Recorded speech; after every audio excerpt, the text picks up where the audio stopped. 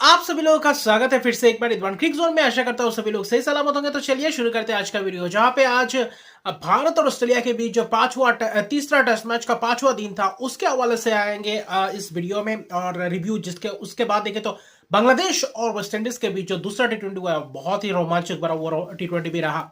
तो उसके हवाले से भी पहले बात करते हैं भारत और ऑस्ट्रेलिया के बीच। जो ऐसा लग रहा था कि जो फॉलो ऑन बचा चुके थे आकाशदीप और बुमराह, आज जो दिन की शुरुआत की करीबन 3-4 ओवर में ही 3-4-5 ओवर का मुकाबला हुआ, जहां पे बल्लेबाजी करने उतरे, जहां पे 31 रन बनाए आकाशदीप ने, ट्रेविस हेड के शिकार हो गए।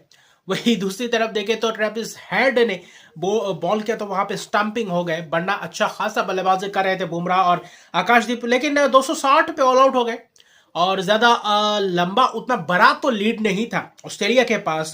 कुल मिलाकर अगर आप खास तौर पे देखें तो 180-85 के करीब लीड था। लेकिन जहां पे उसके बाद जो बारिश ने जो खलल डाला, उसके बाद कहीं ना कहीं ऑस्ट्रेलिया के पास वो मौका भी नहीं था कि जल्दी से 100 रन बटोरे और उसके बाद एक देर सेशन बल्लेबाजी करने के लिए भारत को लाए। हालांकि भारत को बल्लेबाजी करने के लिए उतरा है, लेकिन कहीं ना कहीं देखे तो वो माइंडसेट के साथ नहीं, वो बस जीत की कगार पे तो नहीं थे। इतना तो सबको पता था जब बल्लेबाजी करने ऑस्ट्रेलिया उतरी थी। क्योंकि ऑस्ट्रेलिया जब बल्लेबाजी करने उतरी थी तब तक देखे तो एक सेशंस बाकी थे, और वहां पे देखे तो वहां से रन्स बनाकर 100 रन्स बनाकर अगले एक सेशन में ऑल आउट करना इतना आसान बात नहीं था। लेकिन जो भारतीय गेंदबाजों ने जो कारनामा करके दिखाया है ऑस्ट्रेलिया के बल्लेबाजों को, जहां पे 445 पहले इनिंग्स में तो बनाए थे, उतना जल्दबाजी भी नहीं किए थे ऑस्ट्रेलियन बल्लेबाज। कुछ शॉट्स लगाते हुए विकेट्स गए थे, लेकिन जो शुरुआती जो झटके दिए थे, जसप्रीत बुमराह फिर से एक और बार स्ट्राइक किया वापस जबरदस्त अंदाज में। उस्मान ख्वाजा अंदर आती हुई गेंद वहां पे और राउंड द विकेट फिर से वही बोल्ड होते हुए दिखाई दिया, वही लेंथ में जहां पे कैच पहले इनिंग्स में कॉट बिहाइंड हुए थे, दूसरे इनिंग्स में वहां से बोल्ड हुए थे। तो अच्छा खासा ख्वाजा को पकड़ चुके हैं अब बुमराह। लेकिन वहां पे देखे तो आकाशदीप ने भी अच्छी खासी गेंदबाजी की शुरुआती क्षण में भी, और सिराज ने भी अच्छी खासी आखिरी में जो स्पेल किया था, तीन ही गेंदबाजों ने गेंदबाजी की थी, उतना ओवर्स नहीं किए थे, 18 ही ओवर्स किया था और ज्यादा लंबा सेशन गया नहीं क्योंकि बारिश भी उस बीच आ रहा था। मैक्सवेनी को जबरदस्त अंदाज में, जहां पे आकाशदीप ने बाहर आउटसाइड ऑफ स्टंप के बाहर खड़े खड़े खेलने की कोशिश, वहां पे कॉट भी आया। फिर लबुशेन को भी वैसे ही, लबुशेन भी बाहर का गेंद छेड़खानी करने गए, फिर से वही बुमराह अच्छी खासी स्पेल डाले अपने पहले स्पेल में। मिचेल मार्श आए वहां पे, कहीं ना कहीं वहां पे भी कैच दे बैठे। मिचेल मार्श भी शॉट लगाते हुए वहां पे भी वही लेंथ से आकाशदीप के शिकार हो गए। फिर ट्रेविस हेड कुछ रन्स बनाए, 17 रन्स बनाए, सिराज के शिकार हुए। वहां पे डाउन द ग्राउंड मारने की शॉट, वहां पे मारने की कोशिश, वहां पे शॉट टॉप एज लगा, वहां पे कैच। एलेक्स केरी 20 रन बनाकर नाबाद थे। कमिंस को भी कहीं ना कहीं बुमराह ने चलता किया, चीप शॉट से लगा दिया, आखिर में आउट किया। सिराज हालांकि एक विकेट लिया, Steven Smith down the wicket जा रहा था, सिराज 2 विकेट चटका, स्टीवन स्मिथ और ट्रेविस हेड का विकेट, कहीं ना कहीं दोनों का अच्छी खासी विकेट चटका है। स्टीवन स्मिथ का भी डाउन द लेग जा रहा था, वहां पे हल्का एच लगा, वहां पे कैच। जो पहले इनिंग्स में 2 शतक वीरों ने करके दिखाया था, वही अगर पहले इनिंग्स में यही 2 विकेट चटकाते और चटका पाते तो शायद भारत ये मैच में कहीं ना कहीं आपके अपने आप को मौका देते मैच को अपने गिरफ्त में करने के लिए। आखिर में बल्लेबाजी करने आए, 89 रन पे 7 विकेट डिक्लेयर दिए। वहां पे टारगेट कुल मिलाकर उतना टारगेट भी ज्यादा बड़ा टारगेट तो नहीं था, 270-75 के करीब था टारगेट। और वही 3 wicket Bumrah, 2 wicket Siraj, 2 wicket Akashdeep, तो एक अच्छा खासा फिनिश किया ब्रिस्बेन के टेस्ट को। लेकिन कहीं ना कहीं जो बल्लेबाजी करने उतरे, सिर्फ 2.1 कोई ओवर हुआ, दोनों बल्लेबाज यशस्वी जायसवाल और केएल राहुल नाबाद रहे।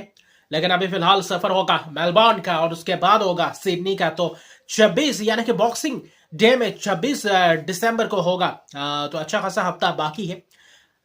आशा करता हूं वहां पे बारिश ना, और वो टेस्ट मैच में अच्छी खासी मौका बना सकते भारतीय टीम में अगर बल्लेबाजी अच्छी खासी की, और प्लेइंग 11 अच्छा खासा सेट करना पड़ेगा, जिससे पूरी तरीके से मैच में पूरी तरीके से तकलीफ दे सके। और गेंदबाजों को हेड के खिलाफ थोड़ी बहुत अच्छी खासी रणनीति बनानी पड़ेगी, जहां पे अगले टेस्ट मैच में अच्छी खासी रोक पाए, जिसके कारण बाद में वापसी कर पाए। अभी 1-1 की बराबरी पे हम जाएंगे मेलबर्न, जहां पे ब्रिस्बेन का टेस्ट हुआ ड्रॉ, और ड्रॉ में समाप्त हुआ यह टेस्ट मैच, तीसरा टेस्ट मैच। तो अच्छा खासा ये सीरीज चल रहा है। अभी मेलबर्न और सिडनी ये 2 टेस्ट मैच पता चलेगा खेलने के बाद कि कौन सीरीज अपने नाम करेगा। खास तौर पे भारत को चाहिए दोनों में से 2 जीत किसी भी हाल में, अगर वर्ल्ड चैंपियनशिप में अपने बलबूते पे फाइनल में पहुंचना है तो। बाकी अगर देखें तो दूसरे मुकाबला, खास तौर पे दूसरा T20 मुकाबला वेस्ट इंडीज और बांग्लादेश के बीच, जहां पे वेस्ट इंडीज ने रगड़ा था ओडीआई में बांग्लादेश को, लेकिन इस 2 T20 में बांग्लादेश कहीं ना कहीं वापसी की और बांग्लादेश ने आज इस मुकाबले में भी सेंट विंसेंट में खास तौर पे देखें तो आर्नोसविल में अच्छी खासी प्रदर्शन किया, जहां पे टॉस वेस्ट इंडीज ने जीत कर पहले गेंदबाजी करने का फैसला लिया। बांग्लादेश की शुरुआत उतना खास शुरुआत नहीं, ना तो सौम्या सरकार ना तो लिटन दास। हालांकि सौम्या सरकार रनआउट के चलते अपना विकेट दे बैठे, वरना वो भी धीमे शुरुआत कर रहे थे, बाद में देख रहे थे कि अच्छे खासे रन बटोरेंगे। तंजीद तमीम भी खेले थे, जहां पे उतना खास लिटन दास आज ओपन करने आए थे, लेकिन कुछ खास वहां पे बदलाव दिखा नहीं। अकील हुसैन नहीं चलता कि स्टंपिंग के तहत अपना विकेट गवा बैठे। मेहदी हसन मिराज ने कहीं ना कहीं 26 रन की पारी खेली थी, लेकिन वो भी थोड़ा बहुत धीमा। जकीर अली ने भी 21 रन की पारी, क्योंकि दोनों को चाहिए था पार्टनरशिप्स, क्योंकि 10-11वें ओवर तक उतना रन बटोरे नहीं थे और वहां पे पार्टनरशिप्स भी उतना खास लग नहीं पा रहे थे, जिसके कारण की आप सोच सकते थे कि एक बड़ा स्कोर बनाएंगे। और वैसे भी पिच उतना खास नहीं, स्पिनर्सों के लिए मददगार था। अकील हुसैन 4 ओवर में 16 रन देकर 1 विकेट, वहां पे रोस्टन चेस भी किफायती रहे, 1 विकेट चटका, 2 ओवर में 18 रन देकर। फिर देखे तो गुदेकेश मोती 4 ओवर में 25 रन देकर 2 विकेट, यानी कि स्पिनर्सों के लिए पूरी तरीके से इस पिच पे मदद था और वहां पे फंसते हुए जा रहे थे। लेकिन आखिरी जो 4 ओवर था 40 रन बटोरे, फिर से वही शमीम हुसैन की वो पारी ने कहीं ना कहीं वापसी करवाया, जो ऐसा लग रहा था 110 8-10 के करीब रुक जाएंगे, लेकिन वहां पे जाकर 129 पे जाकर रोका।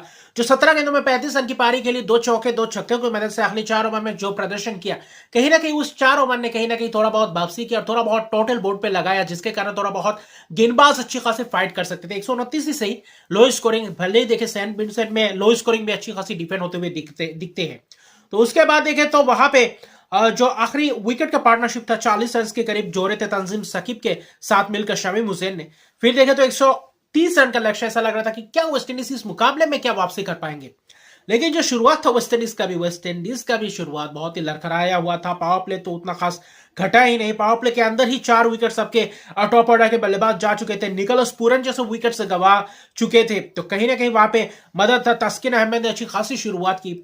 वहां पे दूसरी तरफ देखे तो हसन महमूद, मेहदी हसन अच्छी खासी दबदबा बनाए रखा। वहां पे रन्स बटोरने नहीं दिया, हालांकि हसन महमूद के ओवर्स में थोड़े बहुत रन्स पहले शुरुआती क्षण में गए थे पहले ओवर में, दूसरे ओवर में भी थोड़ा बहुत रन आए थे, लेकिन तीसरे ओवर से कहीं ना कहीं विकेट, जहां पे तस्किन अहमद ने आकर 2 विकेट्स चटके और वही ओवर से विकेट्स गिनने का सिलसिला शुरू हुआ। वरना पहला 2 ओवर को छोड़ दे तो वेस्ट इंडीज बिल्कुल भी मुकाबले में नहीं थे, और उसके बाद बस लगातार विकेट्स गिरते चले जा रहे थे और उसके बाद बस विकेट्स गिनने का सिलसिला चलता रहा। और खासतौर पर जो 19 पे पहला विकेट गिरा था, फिर देखे तो 42 पे 6 विकेट्स, और वहां से पार्टनरशिप एक दिखाई दिया। रोस्टन चेज ने वो पार्टनरशिप किया जिसके साथ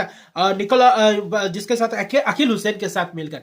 अकील हुसैन और रोस्टन चेज ने कोशिश तो की थी, लेकिन 6 विकेट गिरने के बाद कहीं ना कहीं वहां से वापसी करना बिल्कुल भी नामुमकिन सा बना दिया था। लेकिन फिर भी 89 पे 7वां विकेट गिरा था, 89 रन पे जब आ चुके थे, वहां पे ऐसा लग रहा था कि शायद ये मुकाबला, क्योंकि आखिरी 40 रन चाहिए थे आखिरी 4 ओवर में, वैसा ही कुछ था। शमीम हुसैन जैसा कोई पारी खेलने वाला चाहिए था, लेकिन वहां पे लगातार 1 रन पे 3 विकेट और वहां मैच एकदम पूरी तरीके से लेकर गए, क्योंकि 89 पे 7वां रोस्टन चेस का विकेट, फिर गुदाकेश मोती, फिर अल्जारी जोसेफ, और मैच पूरी तरीके से गिरफ्त में, जहां पे रिशाद हुसैन ने रोस्टन चेस को चलता किया। हालांकि रोस्टन चेस ने 32 रन की पारी के लिए और अकील हुसैन ने 31, तस्किन ने चलता किया, और रिशाद हुसैन ने जो 2 विकेट चटकाए मोती को भी, बहुत महत्वपूर्ण वो विकेट्स, 2 विकेट्स चटकाए। अगर वहां पे गुच्चों में उस 1 रन के अंदर 3 विकेट्स नहीं आते तो शायद वेस्ट इंडीज कहीं ना कहीं आखिरी 3 ओवर में रोस्टन चेस और अकील हुसैन के बल्ला बोलता और कहीं ना कहीं आखिर में थोड़ा बहुत चांसेस बन जाता वेस्ट इंडीज की वापसी करने का। लेकिन जबरदस्त गेंदबाजी दिखाया बांग्लादेश ने फिर से एक और बार इस मैच में, जिसमें से 3 विकेट तस्किन अहमद 3.3 ओवर में 16 रन देकर 3 विकेट, बहुत ही किफायती spell, 2 wicket Mehidy Hasan, 1 maiden, जबरदस्त स्पेल, हसन महमूद 1 विकेट, अच्छी खासी गेंदबाजी की, 2 विकेट रिशाद हुसैन और तंजीम हसन को मिला, तो जबरदस्त गेंदबाजी का मुजाहिरा दिखा। हालांकि मेहदी हसन मिराज ने भी एक ओवर्स किए, लेकिन कहीं ना कहीं देखे तो बांग्लादेश 2-0 से अपना सीरीज नाम कर चुके। अभी तीसरा T20 बस औपचारिकता ही थे है। वहां पे क्या वेस्ट इंडीज आखिरी T20 मैच जीतकर सीरीज को समाप्त करेगी या फिर बांग्लादेश जाते जाते क्लीन स्वीप करके आती है, ये देखने लायक बात हो। तो अभी के लिए इतने, अगर अभी तक मेरे चैनल को सब्सक्राइब नहीं किया तो मेरे चैनल को सब्सक्राइब कर दीजिए, लाइक शेयर कमेंट जरूर कीजिए। तब तक के लिए गुड बाय।